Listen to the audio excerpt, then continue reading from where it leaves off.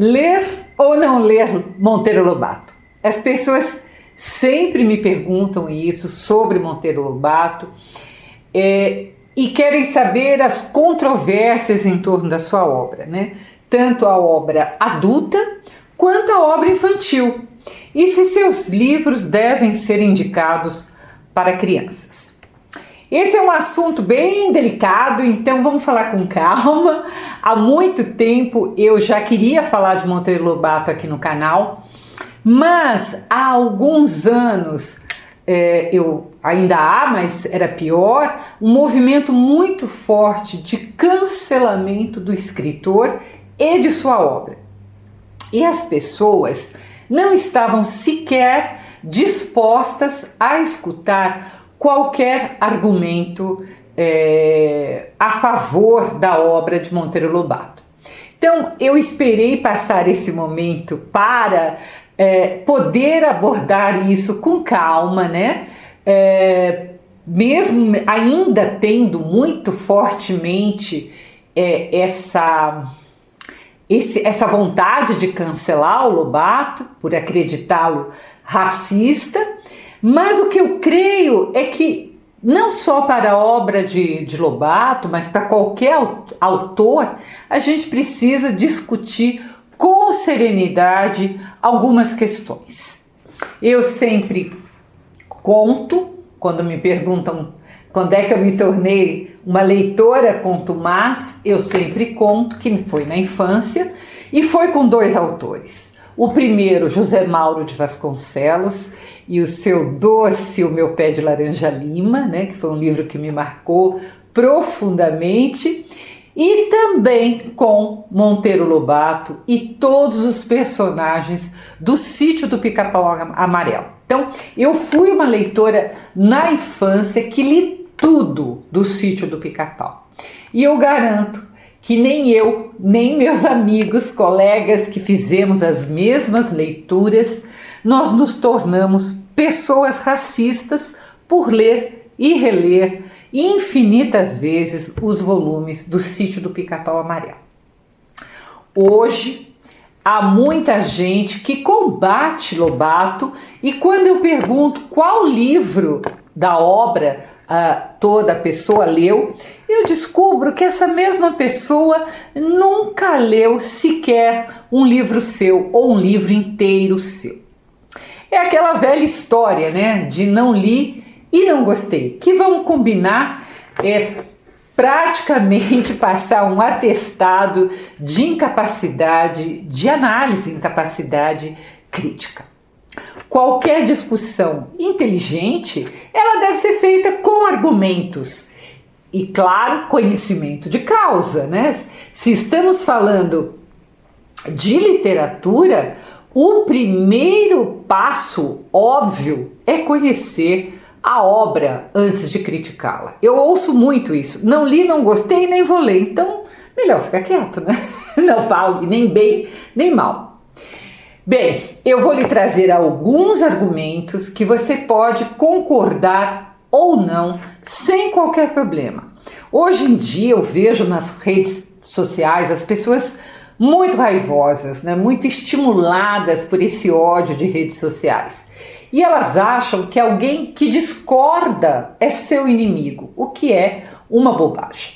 A humanidade, ela é feita de pessoas diferentes, de pontos de vista diferentes, e na minha opinião é justamente a diversidade que faz a beleza do mundo, que faz a beleza dos homens. Então, eu quero dizer a você o seguinte: se meus argumentos, os argumentos que eu emprego, não apenas para Lobato, mas para qualquer autor e qualquer obra literária, de toda a literatura universal ou brasileira, fizerem sentido para você, ótimo. Se não fizerem, não tem problema nenhum. É só uma opinião que não é a mesma que a sua, tá? Não sou inimiga de ninguém. Então vamos lá, vamos ao primeiro argumento. Literatura é uma ficção, não é realidade. Isso é básico, né? A literatura tem personagens de todos os tipos.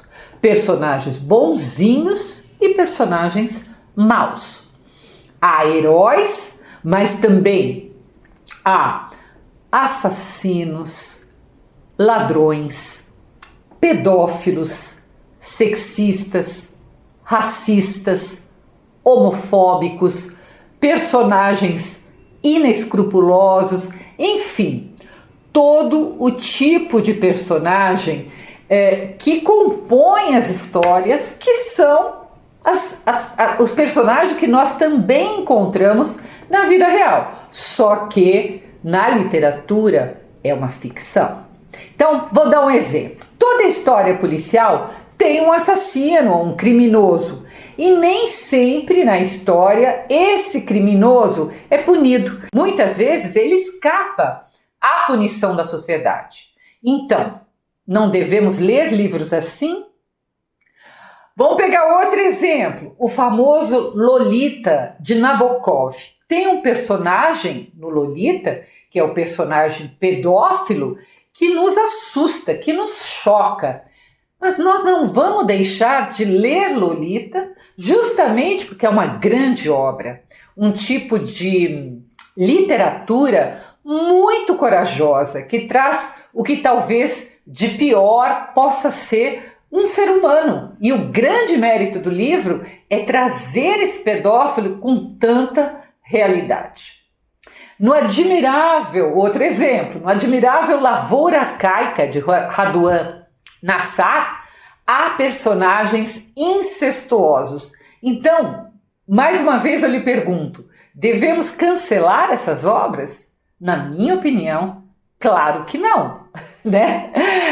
As pessoas confundem realidade com ficção. Claro que do outro lado, no lado real, vamos imaginar um exemplo.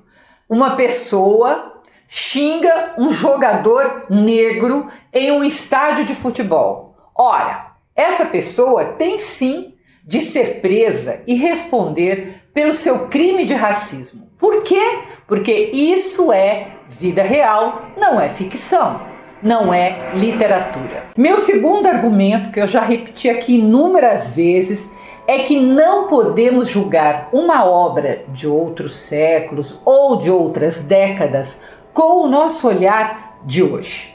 O escritor, ele é sempre fruto do contexto em que ele vive.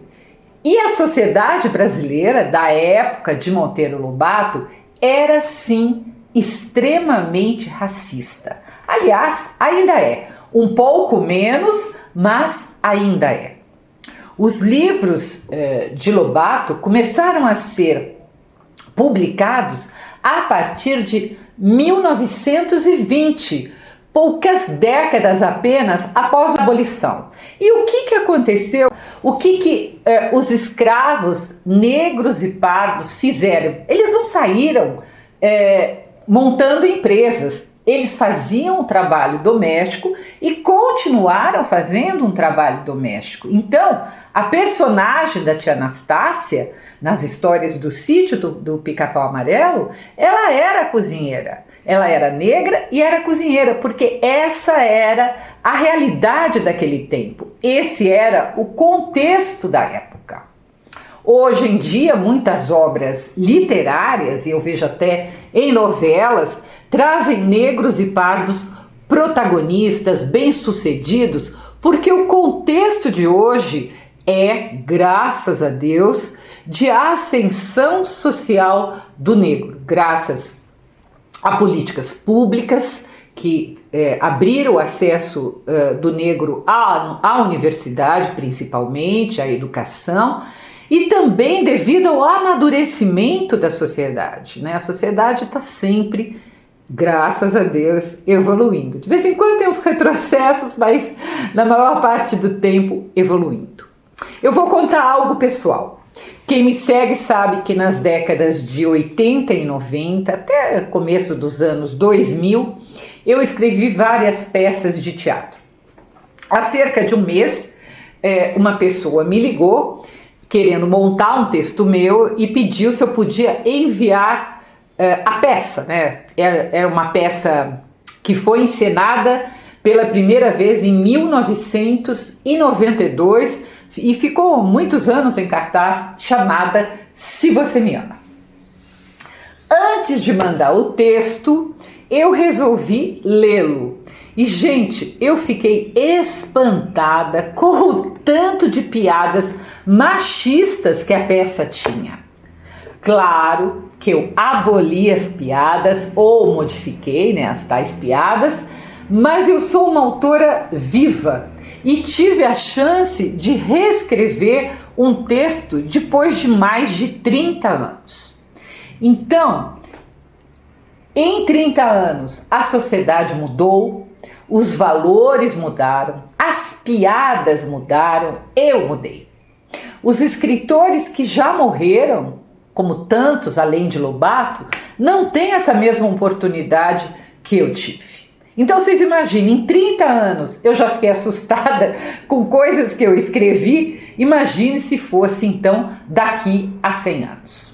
E você me pergunta, eu sou machista? Claro que não, eu sou feminista de carteirinha. Então, gente, o que eu quero mostrar é que se nós fôssemos cancelar obras e autores racistas, sexistas, homofóbicos, etaristas, tudo o que hoje nós sabemos que é errado, não sobraria nenhum grande autor dos séculos passados. Querem um exemplo? Eu vou dar um exemplo.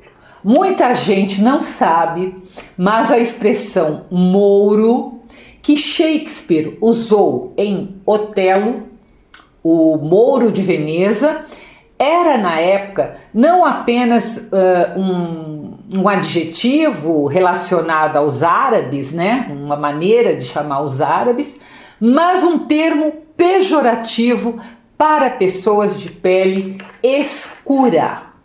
Claramente, Mouro era uma expressão racista. Não sou eu que estou falando, eu estudei um dos maiores biógrafos de Shakespeare que nos conta isto, né?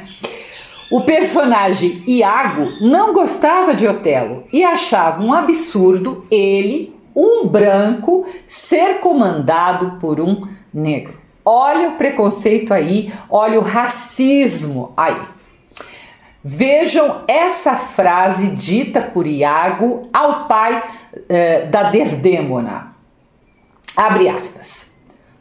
Agora mesmo, neste momento mesmo, um velho bode negro está cobrindo sua ovelha branca. Fecha aspas. Gente, isso é Shakespeare. E isso é só um exemplo. Tem muitos mais. Mas nós vamos deixar de ler Shakespeare? Claro que não. Eu teria muitos outros exemplos de outros escritores, tanto da literatura universal como da literatura brasileira, que são autores consagrados, considerados os grandes de forma até unânime, mas eu nunca dou, eu só dei o exemplo do Shakespeare, porque eu sei que ninguém vai ter a coragem de cancelar Shakespeare, mas eu sempre tenho muito medo de apontar trechos de livros e alguém também querer cancelar as obras ou os autores, como fizeram com Lobato. Mas acreditem em alguém que estuda literatura ininterruptamente. Há muitas passagens racistas na literatura mundial. A personagem Emília do Sítio do Pica-Pau Amarelo tem sim algumas frases racistas que ela fala, mas ela era uma boneca de pano, desobediente, irresponsável, com pouco tempo de vida e que tinha muito para aprender. Então, vejam bem que oportunidade maravilhosa que pais e professores têm de discutir o racismo com as suas crianças ou com seus alunos, né? Era uma boneca, um personagem boneca que era racista. E o racismo, gente, é um trecho muito pequeno de uma obra que tem inúmeros aspectos positivos e fascinantes.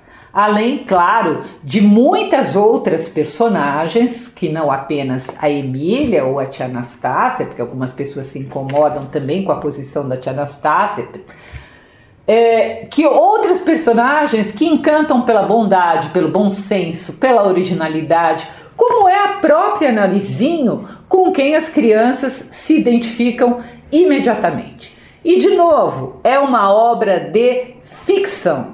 Ninguém está relevando o crime de racismo na vida real. E veja, eu estou frisando, é um crime. O racismo é um crime. Outro argumento que eu também uso para toda a literatura é que não podemos confundir criador e criatura. São coisas diversas. Lobato era uma pessoa muito ativa, ele tinha editora, ele foi crítico, ele era publicista, então ele foi uma pessoa muito controversa, uma personalidade muito controversa. Lobato, no século XX, foi acusado de ser comunista. No século XXI, ele foi acusado de ser fascista, ou seja, ideologias completamente opostas. Lobato publicou um artigo contra a exposição de arte e as pinturas modernistas em 1917, e anos depois é graças a ele que podemos ler o prefácio interessantíssimo de Paulicéia Desvairada, obra que marca o início do modernismo no Brasil, a obra do maior modernista de todos os tempos, que foi Mário de Andrade. O editor Lobato não teve coragem de publicar Paulicéia Desvairada, mas na carta a Mário de Andrade ele louva a coragem do escritor modernista e admite que a obra é revolucionária. É comum, estou falando das controvérsias, né? É comum ouvir que Lobato era racista na vida real, afirmação que sempre me soa estranho, porque como que um dono de editora, se fosse realmente racista, publicaria a obra de Lima Barreto, um escritor pardo que ninguém queria publicar. Lobato não apenas publicou, mas ainda louvou Lima Barreto. Ou seja, há sempre muitas posições contrárias em relação a Lobato. E ele mesmo era uma pessoa que falava bastante, que tinha voz em jornais, ele era crítico, e também não tinha vergonha de mudar de ideia, o que acontecia com frequência, né, ou com certa frequência, né? Ele falava uma coisa, depois ele pensava diferente, ele falava novamente, contradizendo o que ele tinha dito antes. Então ele ia aprendendo. E mesmo que você não goste de algum artista na vida real, ou não concorde com suas posições na vida real, isso não significa que sua obra ficcional seja ruim. Há muitos escritores, músicos, artistas intelectuais que têm obras maravilhosas, mas eu tenho de confessar que não são pessoas que eu teria no meu rol de amizades, né? Por quê? Porque são pessoas que pensam diferente de mim em alguns valores.